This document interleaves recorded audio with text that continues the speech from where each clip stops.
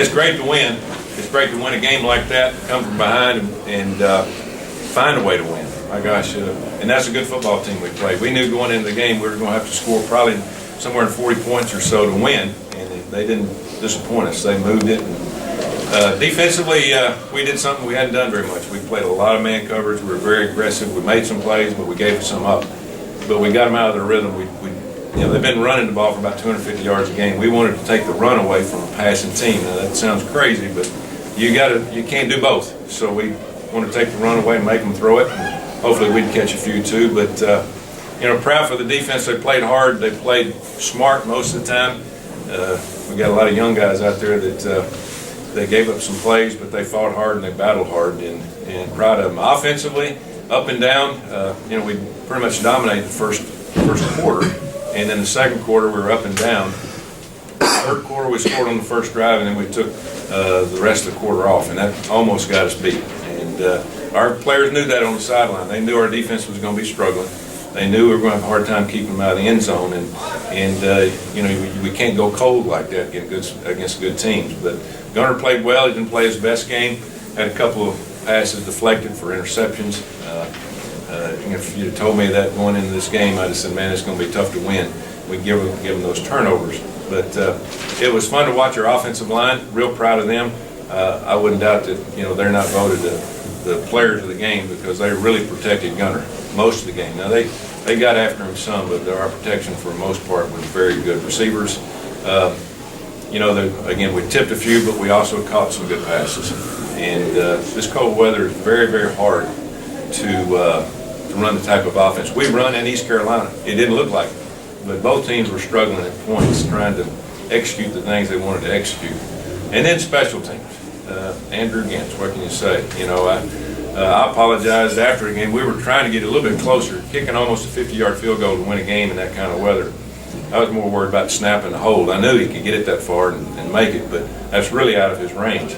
But adrenaline was obviously pumping, and he made good contact with it, and I was watching. I don't watch the officials, I watch our fans, and our fans told us it was good. So proud for the whole team. It's been hard. We've been beat up mentally and physically and talked about. I've talked about us and called us nicknames, but these guys have fought back, and proud of them. We got our foot in the door, as I told them, for the conference, but it's just in the door. We got 3 hard games left, and we're going to keep playing like we played tonight in a lot of areas to have a chance, because the next 2's on the road, and we'll see what happens. Question? If you had to do that 4th down over again in hindsight? If I knew we were going to run that play like that, I promise you we'd have punted. But we had it. We knew what they were in, and so we called timeout, and we go back, and we were in the formation where the quarterback kicks the ball like we did all last year. And that gave us a better roll, and I'm looking up there going 2:17 on the clock. We get 4 yards, this thing's over with. And they lined up perfectly, but I tell you, the 51 might be one of the better players in the conference. He'll make all conference and possibly an All-American team.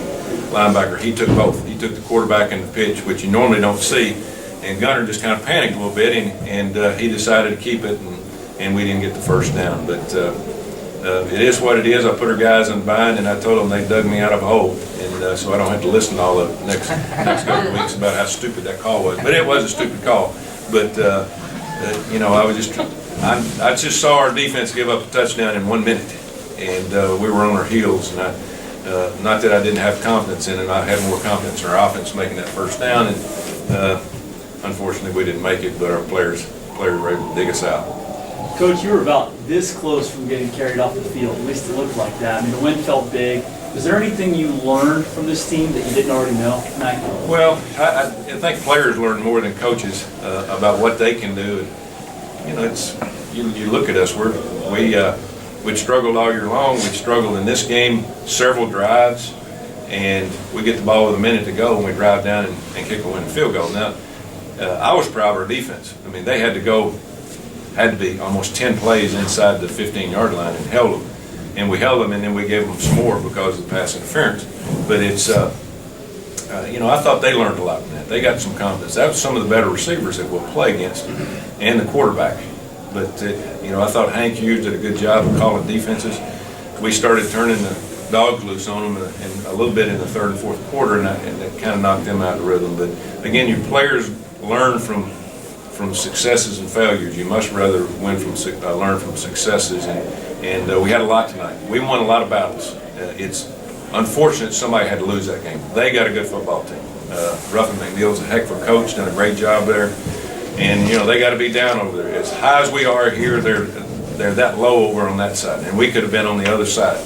And so I've been there before, but it's good for our team to win a game like that when we had dug ourselves such a hole early in the season again by losing our first conference game, that they can understand that now they can play and beat anybody, if we play. And I think we learned more from anything else tonight. We learned more about our defense because we have been ransacked, and we gave up a lot of yards and we gave up some points.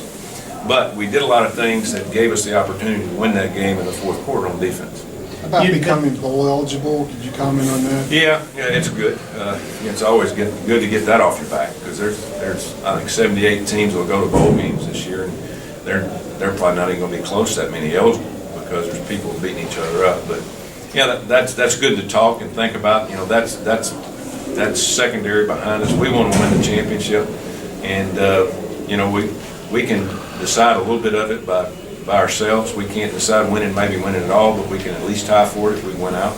And so we'll keep banging for that, trying to get better. We got 2 road games that will be very difficult, and probably weather about like this. And I think if anything, we learned tonight that we can throw the football, when it's cold and windy a little bit. I was a little bit surprised with both teams how both teams threw the ball and completed the ball, and the guys caught the ball in this type of weather. Did you say anything to Andrew before you sent him out there? No, I don't say anything to kickers very often, especially a guy that's kicking it. He knew what was at stake, and I'd have liked to have said something before he went out there about just hit it solid. Normally I do that, when it's just a regular field goal. Hey, just hit it solid, because we get cracked sometimes, and he gets in a little bit of a hurry. But I was more worried about protection and snap. I knew he could get it there. It's just whether he had the right direction. But fortunately for us tonight, he did that. You had thought you were going to play Munchie also. Was that just a product of Gunner was doing pretty well? Or? Yeah, Gunner was doing pretty well, and cold, and health-wise, his knee-wise, it doesn't loosen up real good. And just to throw him out there for a series or so, we really never, other than the middle of the third quarter, first half we played pretty well, and we had some things that we were going to do with him, but you just had to get the right situation, and you didn't want to break down the momentum that we had. And then when we lost the momentum, I thought about putting him in the third quarter, but throwing him in when he's cold and hadn't been out there, and the speed of the game is a little different. So probably would like to get him in, but it just didn't work out that way. You had talked about having that sustained drive to close out a game. How about the 92-yard drive in the fourth quarter? Put you in a position to win the game. Yeah, it was a great call from Eddie Grand. We drive down the length of the field, and then we have fourth and about 6 yards, and we decided what we call Alaska. Alaska's a play that we run Alaska, meaning that we're going to freeze them, and if they jump off sides, it means we get 5 yards, but the play is still alive, and we throw it down the field and take a shot. Because if they intercept it, then we get the ball back anyway. And so we're fortunate their corner kind of froze, and perfect throw to McKay, and it made us look good. I just expected to try to get it 4th and 1 instead of 4th and 6. And when I saw the corner kind of stop and freeze, it worked the way we drew it up. So I can't say that it was great on our part. It was excellent on the receiver and quarterback's part of making it work. How much was your young secondary able to grow up against a quarterback as good as Carden? Yeah, well, we was out there almost 94 plays, and we played probably 70 plays of man coverage in this game, and we hadn't played 70 plays in the last 5 games. And we put it on them going all week long. We're going to have to make him hold it a little longer, and they run a lot of play action where they boot and naked it outside and brought receivers across the field, and zone defense that really puts you in a bind. So we decided to just lock everybody up and see if we can make him hold it a little longer and